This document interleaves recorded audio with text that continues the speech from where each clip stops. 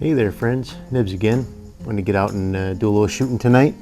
It's a real nice night, real calm, actually pretty mild temperature, nice in the 70s, really nice for shooting. No wind out here at all.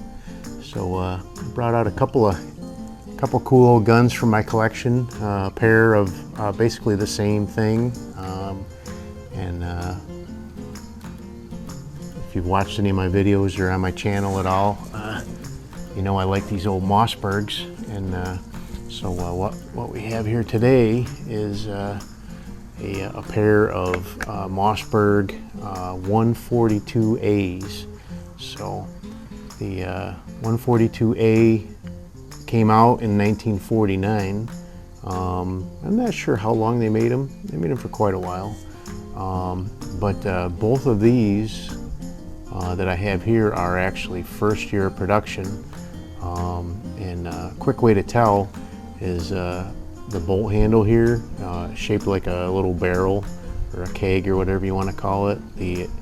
After 1949 they went back to the round bolt knob like they had on the other older guns. Another feature that these guns had was they had this monopod kind of attachment up in the front, or you could use it as a handle for shooting as well. But most people use it for like a rest, for like a front monopod type of arrangement. And I don't know if it was just the first year of production, but it was pretty close to it. So this one has the fold down part is a wooden piece, and subsequent years after that they went to a black plastic tip on the front here. So you want to be careful when you're closing these up, because when you close them up, they if you let them snap up, they can split. So you want to be careful with that. So let's see what else they have. A Mossberg calls their S108 peep sight on there.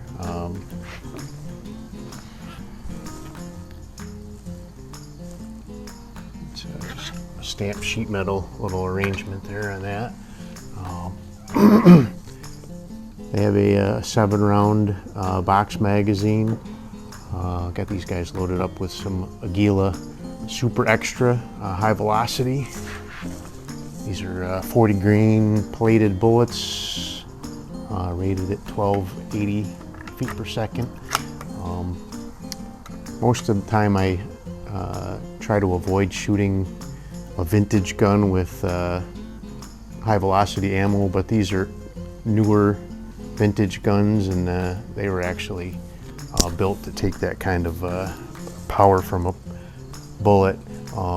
But shooting these high velocities out of these real short barrels, I think they're only like maybe 20 inches or even shorter than that even. I don't have a tape measure with me. They may be shorter than 20 inches, but they really do put off quite a crack. So I am going to put some ears in when I'm shooting this guy this time. So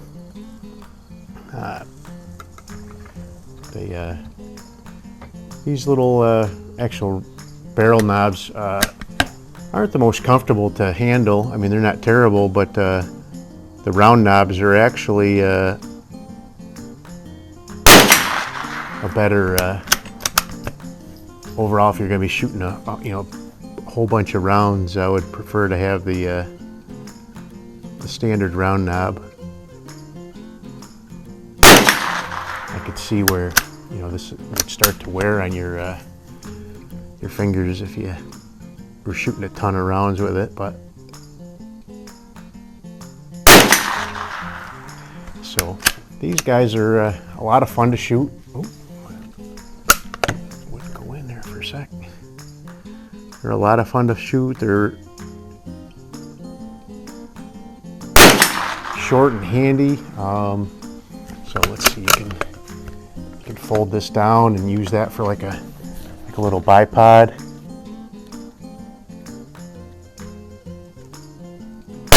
Or a monopod, I guess you'd call it. Or you could hold it like this and have that be the, your front grip. if you so choose to use the front grip like that. They didn't make them for too long, so they must not have been terribly popular, but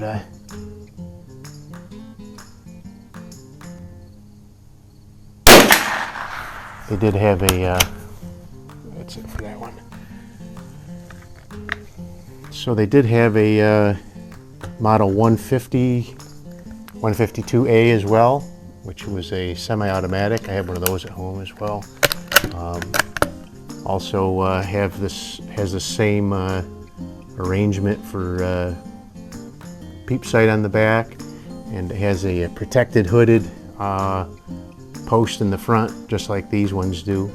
The 151 or 152A, like I said, semi-automatic, and it has the fold-down front grip like this, and also the first year production, 1949.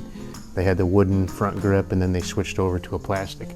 I don't know if that first year of production they had a lot of problems with those snapping shut and splitting, so they switched over to a plastic. I'm not sure why they switched over, but they did. So I did have one of these with the black plastic and the round knob, but I actually sold it.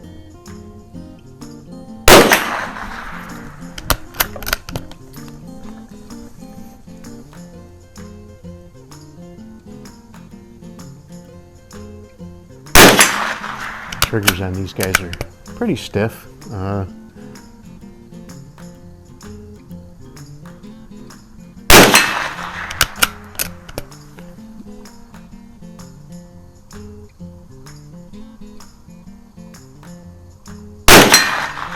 these are small enough that they could be, you know, considered kind of a kid's gun, but they've got enough heft and enough length of pull that it's not too small for a grown man to use as well, as you can see.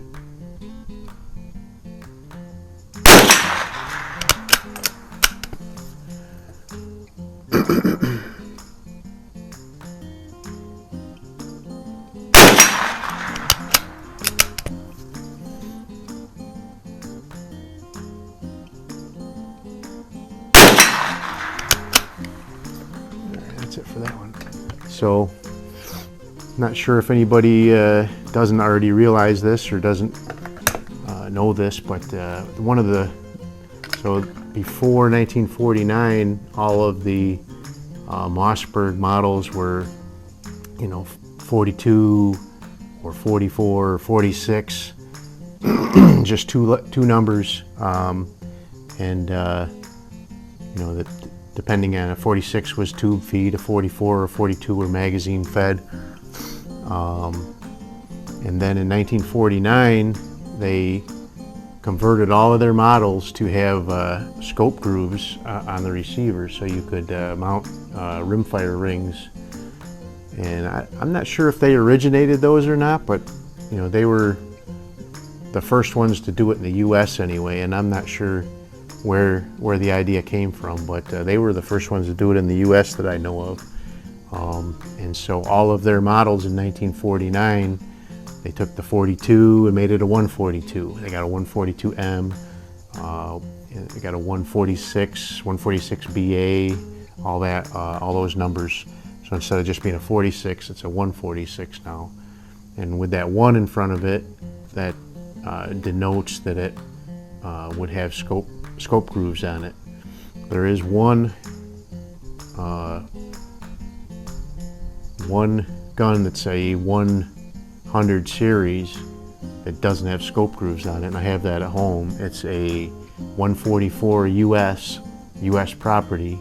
That one does not have scope grooves cut into it, because that was a military contract gun, and just like a lot of other military contract guns, they requested not to have mounting arrangements for scopes for whatever reason. The Remington 513T, when they originally ordered that, were not to be drilled and tapped. 144 US, like I said, doesn't have scope grooves on it. The 44 US property, the original production of those, were not drilled and tapped for scope mounts. Subsequent years, 44 US A, B, C, all the civilian models all had 2 holes drilled in the receiver for the Mossberg scope mount. So anyway, just a little bit of trivia there. I thought you might enjoy hearing about that. I do enjoy my Mossbergs. They make a great gun. They were kind of a budget-minded gun, so you know they're not all. Most of them are not all beautiful. You know, they do have walnut stocks, but they're not overly finished. These ones do have the bolt body and the trigger hand, or the bolt handle are color case hardened, and both of these still have quite a bit of that color case hardening left. So they did do a really nice job at the guns that they did make. We kind of discussed in a video a little time ago that they had they had made some pump guns in the past, and they discontinued those in the early 30s. And I just think it was there's a lot more machining process goes into making a good pump gun than what it takes to really make a really decent bolt action gun. So it really seems like they concentrated their efforts on just making bolt guns for a long time. They did come out with a lever action in the 60s, but that was kind of a stamped cast arrangement. It wasn't really all machined like the old Premiers and old Model M's and Model K's were. I think Model K was the other pump action. But anyway, I don't want to make this one too long, but I just wanted to get these out and get you guys a look at them. Kind of cool little gun. If you ever see one of these out in the store, they usually aren't too expensive, especially the ones that aren't the barrel bolt handle, or T-bolt handle they call them. But even these ones with the T-bolt handle most of the time are not terribly expensive. And they're a great shooting little gun, fun little gun. You can use them, they usually come with a sling. There are sling swivels on the side. Neither one of these guns have a sling on them, but I actually do have another one of these at home. It's a little bit, it is a first year production with a T-bolt handle, but it's got a little bit of a different configuration.